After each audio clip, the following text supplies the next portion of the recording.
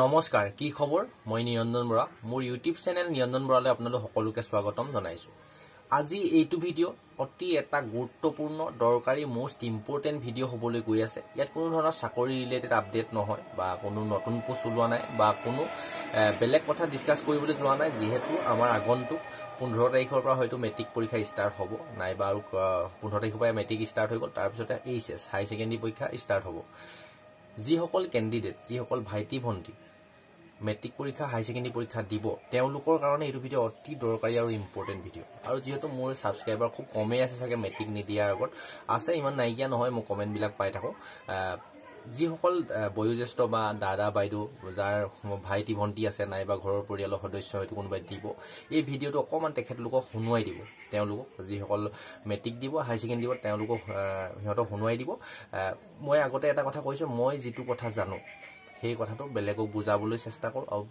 বেলেগক মানে যেটো জ্ঞান মোৰ আছে বেলেগক হেতু জ্ঞান দি মই যিমানখিনি লৈকে জানো বেলেগক সেইখিনি কথাখিনি বুজাই যাতে তেহেতি কোনো সময়তে যিসকলক জ্ঞানখিনি দিম আগন্তুক দিনত যাতে কোনো টাইমতে যাতে তেওঁলোকৰ কিছুমান পইণ্টৰ কাৰণে বা 1 নম্বৰ 2 নম্বৰ কাৰণে কোনো কাৰণতে ৰখি যাব নালাগে জীৱনত সফলতা অৰ্জন কৰিব পাৰে তাৰে ওপৰত কিটামান কথা কম ভিডিওটো অকমান তেওঁলোকলৈ শেয়াৰ কৰি দিব তেওঁলোকক ইনো পঢ়াটো 24 ঘণ্টাই মানুহে পঢ়ি নাথাকে মাত্ৰ 5-10 মিনিটৰ এটা ভিডিও হ'ব এইটো ভিডিওটো চাবলৈ তেখেতলোকৰ আগত প্লে কৰি দিব আহক এতিয়া ভিডিওটো আৰম্ভ কৰো কি ইম্পৰ্টেন্ট ভিডিও আপোনালোকে হেকলৈকে চাই থাকক আৰু ভিডিওটো আৰম্ভ কৰাৰ আগতে চেনেলটো যদি ইয়ালৈ সাবস্ক্ৰাইব কৰিছে বহুত ধন্যবাদ আৰু যদি সাবস্ক্ৰাইব কৰা নাই তেন্তে সাবস্ক্ৰাইব কৰি কাখতে যেটো বেল আইকন আছে তাতো প্ৰেছ কৰি অল কৰি থৈ দিব তেতিয়া মই নতুন গুৰুত্বপূৰ্ণ যিকোনো চাকৰি আপডেট বা গুৰুত্বপূৰ্ণ ইম্পৰ্টেন্ট ভিডিওসমূহ দিলে প্ৰতিটো ভিডিওৰ নটিফিকেশন পাব আৰু কন্টিনিউ ভিডিওখিনি চাই আগন্তুক দিনত যেটো চাকৰি এটা লোৱাৰ সপোন আছে তেন্তে সপোনবিলাক দিঠক কৰিব পাৰিব আহক এতিয়া আমি ভিডিওটো আৰম্ভ কৰো যেহেতু মেট্ৰিক পৰীক্ষা জীৱনৰ আটাইতকৈ গুৰুত্বপূৰ্ণ প্ৰথম ষ্টেপটো হ'ল মেট্ৰিক পৰীক্ষাটো আটাইতকৈ গুৰুত্বপূৰ্ণ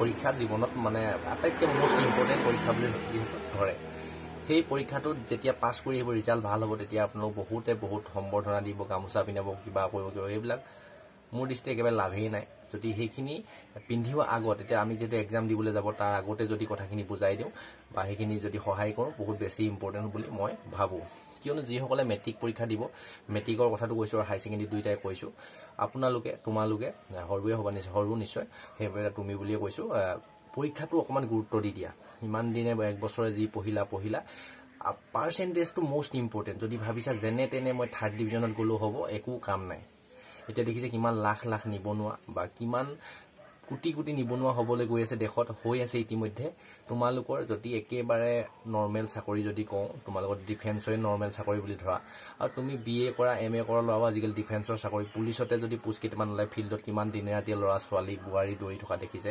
সেইভাবে ঠিক তেনেদৰে পাৰামিলিটাৰী বা কিছুমান এসএসসি জিডিটো যদি সোৱা লাখ কেণ্ডিডেট এপ্লাই কৰে কিয়নো আৰু যেতিয়া কম্পিটিশন লেভেলটো বহুত বাঢ়ি গৈ আছে এতিয়া চৰকাৰে কিছুমান ফৰ্ম লাখ এপ্লাই হৈছে কাৰ এডমিট কাৰ্ড দিব কাক ইন্টাৰভিউ মাতিব কোট পৰীক্ষা পাতিব পৰীক্ষাটো কথা পাছৰ কথা তোমালোকে ফৰ্মখন ফিলআপ কৰিবলৈ হয়তো আৰু এতিয়া আৰ্মিত গম পালাই জিডিত যেটো বন্ধুক লোৱা আৰ্মিত যাবলৈ হলে জিডিত 45% মানে সেকেন্ড ডিভিজন থাকিব লাগে সেকেন্ড ডিভিজন লোৱাও লাখ হৈ যায় সেইভাবে পৰাপক্ষত তোমালোকে মেট্ৰিকৰ পাৰ্চেন্টেজটো যিমান পাৰা হিমান বেছি কৰিবলৈ চেষ্টা কৰা 80 পুৰা 90 পুৰা 75 লোৱা যিমান পাৰ্চেন্টেজ তুলিব পৰা যিমানে নম্বৰ ল'ব পৰা তোমালোকৰ আগন্তুক জীৱনত কাম আহিব ঠিক হেৰে হাই সেকেন্ডাৰী পাৰ্চেন্টেজো কিছুমানত চাই খুব কম আটাইতকৈ মোস্ট ইম্পৰ্টেন্ট মেট্ৰিকটো হাই সেকেন্ডাৰীটো ভাল কৰিবা হাই সেকেন্ডাৰী মই বেয়া কৰিবা বুলি কোৱা নাই কিছুমানত হয়তো দৰকাৰ হ'ব সেইভাবে যেনেকৈ আৰ্মি যদি ক্লাৰ্কত যোৱা ক্লাৰ্কত কিন্তু হাই সেকেন্ডাৰীত 1st ডিভিজন থাকিব লাগিব আৰু প্ৰতিটো সাবজেক্টত মিনিমাম 50 100ৰ ভিতৰত 50তকৈ ওপৰত পোৱা হ'ব লাগিব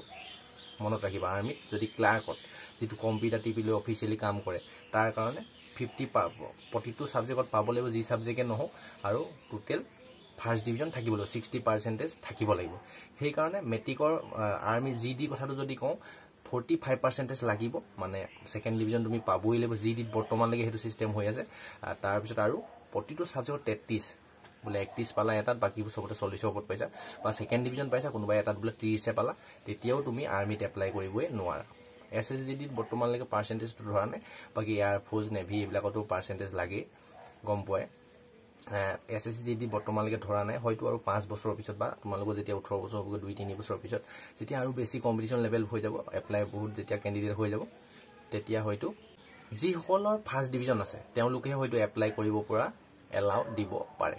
সেইকাৰণে মেট্ৰিক আৰু হাই ছেকেণ্ডেৰী পাৰ্চেণ্টেজটো তুমি যেনেকেই নহওক মুঠতে বেছি কৰিবলৈ চেষ্টা কৰা, মিনিমাম ফাৰ্ষ্ট ডিভিজনটো আনিবলৈ চেষ্টা কৰা, আৰু প্ৰতিটো ছাবজেক্টত 50 ওপৰত আনিবলৈ চেষ্টা কৰা, তেতিয়া সকলোতে ছেফটি। আৰু এটা কিছুমান AOC বিলাকৰ কম পোষ্ট ওলাই থাকে, 400-500 এনেকৈ ওলায় এটা জোনত, বা এখন ডিষ্ট্ৰিক্টত 30-40টাকৈ ওলায়, এখন ডিষ্ট্ৰিক্ট এখন ষ্টেটত। তাতটোতো তোমালোকে এতিয়া AOC army ordinary course of firemen আৰু ট্ৰেডমেন মেটৰ এপ্লাই হৈছিলে, অনলাইন হৈছিলে, আৰু কিছুমানৰ অফলাইন হৈছিলে। তাত পাৰ্চেণ্টেজ যাৰ 80+, 100ৰ ভিতৰত 80%ৰ ওপৰত যাৰ পাৰ্চেণ্টেজ আছে তেহেঁতৰহে এডমিট কাৰ্ড আহি আকৌ ৰানিং কৰিবলৈ। কথাটো ভাবিছোঁ ৰানিংটো কিমান কষ্ট আছে বা নেক্সট প্ৰচেছটো আছেই। সেইকাৰণে মেট্ৰিকত পাৰ্চেণ্টেজটো তোমালোকে যেনেকৈ নহওক ফাৰ্ষ্ট ডিভিজন মাষ্ট বি পাবই লাগিব, তেতিয়াহে তুমি চাকৰি এটা আশা কৰিব পাৰিবা আগন্তুক দিনত। মেট্ৰিকত তুমি ফাৰ্ষ্ট ডিভিজন পালা বুলি চাকৰি নোপোৱা, কিন্তু এক্সাম তাৰ ইণ্টাৰভিউ পৰীক্ষাটো পাছ কৰিব লাগিব, কিন্তু এপ্লাই কৰিবলৈকে তোমালোকৰ হয়তো ফাৰ্ষ্ট ডিভিজন আৰু 2-3 বছৰৰ ভিতৰত বিচাৰি দিব পাৰে, যি পোষ্টে নহওক, 4th গ্ৰেডে হওক বা ডিফেন্সৰে হওক বা যিকোনো ক্ষেত্ৰতে পাৰ্চেণ্টেজ বিচাৰিব পাৰে। সেইবাবে তোমালোকে যেনেকেই নহওক পাৰ্চেণ্টেজটো ফাৰ্ষ্ট ডিভিজন কৰিবলৈ চেষ্টা কৰা, বা ফাৰ্ষ্ট ডিভিজনৰ ওপৰত যিমান পৰা কৰিবা। ছেকেণ্ড ডিভিজনৰ আশা নকৰিবা, সকলোৱেতো নোৱাৰে। ভিডিঅ'টো চোৱাৰ পিছত সকলোৱে যে ফাৰ্ষ্ট ডিভিজন পাব, ছেকেণ্ড ডিভিজন এনেকুৱা নহয়, ফেইলো কৰিব, কিছুমান পাছো কৰিব যেন তেনে। যিসকলে মই চেষ্টা কৰিবলৈ কৈছোঁ তোমালোকে পাৰ্চেণ্টেজটো ভাল কৰা, এইটোৱে মোৰ ফালৰ পৰা ৰিকুৱেষ্ট। কিয় লাগে পাৰ্চেণ্টেজটো ক'লোৱে।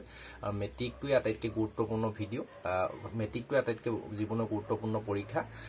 তোমালোকে পিছত গামোচা পিন্ধি লাভ নাই, কম্পিটিটিভ এক্সামত তুমি পাছ কৰিব লাগিব চাকৰি পাবলৈ হ'লে।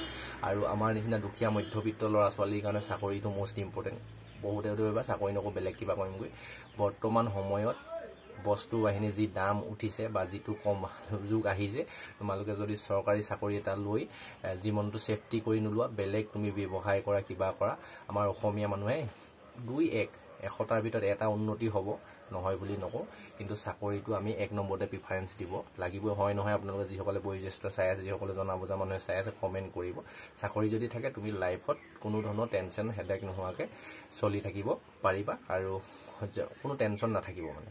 সেইকাৰণে মেট্ৰিকত পাৰ্চেণ্টেজটো তুমি চেষ্টা কৰা, যিমান পৰা ভাল কৰিবলৈ চেষ্টা কৰা। আৰু আগতো মই এইবিলাক মেট্ৰিক হাই ছেকেণ্ডেৰী দিয়া ল'ৰা ছোৱালীক কি কৰিব লাগে কি নালাগে আগৰ পৰা যদি ভিডিঅ' চাই আছে, বহুখিনি ভিডিঅ' বনাইছোঁ, যথেষ্টখিনি আপোনালোকৰ ছাপোৰ্ট পাইছোঁ। এইটো ভিডিঅ' তেখেতলোকক শুনুৱাই দিব, পৰাপক্ষত যিমান পাৰে পাৰ্চেণ্টেজ মানে second division, first division, star mark, 90% distinction যিমান পাব ল'বলৈ চেষ্টা কৰা, লোৱা। আৰু চেনেলটো ছাবস্ক্ৰাইব কৰি ৰাখিবা, যিহেতু তোমালোকে এতিয়া মেট্ৰিক দিছা, হাই ছেকেণ্ডেৰী দিছা, তাৰপিছতে 18 বছৰ প্লাছ হ'ব। চৰকাৰী চাকৰি যদি ল'ম বুলি ভাবিছা, পুলিচত যোৱাৰ ইচ্ছা আছে, বা ডিফেন্সত, পাৰামিলিটাৰী, BSF CISFত, বা আৰ্মি অগ্নিবীৰত, বা ল'ৰা ছোৱালী সকলোৱে য'তে যোৱাৰ ইচ্ছা আছে, চেনেলটো ছাবস্ক্ৰাইব কৰি ল'বা। যেতিয়াই মই পোষ্ট ওলায় তেতিয়াই লগালগ ইনফৰ্মেশ্যন দি থাকোঁ, যিমান টাইমলৈকে পাৰোঁ, যেতিয়ালৈকে পাৰোঁ। যদি মোৰ উশাহটো স্তব্ধ নোহোৱালৈকে তেতিয়ালৈকে মই যিমান পাৰোঁ সহায় হোৱাকৈ ভিডিঅ'খিনি বনাই গৈ থাকিম। এইখিনিয়ে অলপ বুজাই দিলোঁ। যি সকলোকে শুনুৱাই দিবা, সৰু যিসকলে মেট্ৰিক হাই ছেকেণ্ডেৰী দিব তেখেতলোকে এইটো ভিডিঅ' শুনুৱাই দিব। যিসকল ডাঙৰ দাদা বাইদেৱে চাই আছে, বা ককায়েকে চাই আছে, কোনোবাই হয়তো দেউতাকে চাই আছে, যোনেই নহওক চাই এটা ভিডিঅ'টো শুনুৱাই দিবা। চেনেলটো ছাবস্ক্ৰাইব কৰিব, লাইক কৰি দিবা। মই কোৱা কথাখিনি হয় নহয় কমেণ্ট কৰিবা, একমত হয় নহয়। নেক্সট আকৌ অন্য এটা অতি গুৰুত্বপূৰ্ণ ভিডিঅ' সৈতে আপোনালোকৰ সন্মুখত লগ পাম। ডেছক্ৰিপশ্যনতে টেলিগ্ৰাম চেনেলটো দি থৈছোঁ, টেলিগ্ৰাম চেনেলটো ছাবস্ক্ৰাইব কৰি ল'বা। তাত ইউটিউবত কেতিয়াবা নটিফিকেশ্যনবিলাক যোৱা লেট হয়, তাত লিংকবিলাক প্ৰভাইড কৰি থাকোঁ। আৰু ইনষ্টা আইডিটো দি থৈছোঁ, ইনষ্টা আইডিটো ফ'ল' কৰিবা। আৰু খুব সোনকালে 10,000 ছাবস্ক্ৰাইবাৰ হ'ব। বহুত ধন্যবাদ যিসকলে ছাবস্ক্ৰাইব কৰিছে, ভিউ দিছে, মনিটাইজেশ্যন এনেও হৈছে। আৰু বহুতে হয়তো ভাবিব পাৰে দে পইচাৰ কাৰণে আলবাল ভিডিঅ' বনাব, পইচাটোতো লাগিবই। এইটো ভিডিঅ'ৰ পৰা কিবা এটা পইচা আহিব, যেতিয়া মনিটাইজেশ্যন বা গুগল পিন আহিব, মই আপোনালোকক লাইভ দেখাই দিম কোনটো ভিডিঅ'ত কিমান পইচা আহিছে। তেতিয়ালৈকে আপোনালোক অপেক্ষা কৰিব লাগিব, ভিডিঅ' চাব লাগিব, তেতিয়াহে সেইখিনি আপোনালোকৰ সন্মুখত উপস্থাপন কৰিবগৈ পাৰিম। আজিৰ ভিডিঅ'ৰ পৰা বহুখিনিয়ে কথা ক'লোঁ, কিবা ভুল হ'লে ক্ষমা কৰিবা। লাইক কৰি দিবা, ইনফৰ্মেশ্যন যদি কথাখিনি একমত হয় কমেণ্ট কৰিবা, চেনেলটো ছাবস্ক্ৰাইব কৰিবা। নেক্সট আকৌ অন্য এটা অতি গুৰুত্বপূৰ্ণ ভিডিঅ' সৈতে আপোনালোকৰ সন্মুখত লগ পাম। ঘৰখন, পৰিয়ালটো, সমাজখন তথা দেশখন উন্নতি হওক, প্ৰতিটো ক্ষেত্ৰতে কাম কৰি যাওক। আপোনালোকৰ লক্ষ্য উদ্দেশ্য সোনকালে পূৰণ হওক, তাৰে কাৰণে ভগৱানৰ ওচৰত প্ৰাৰ্থনা জনাই আজি এই ভিডিঅ'টোৰ পৰা ইমানতে বিদায় লৈছোঁ। ধন্যবাদ।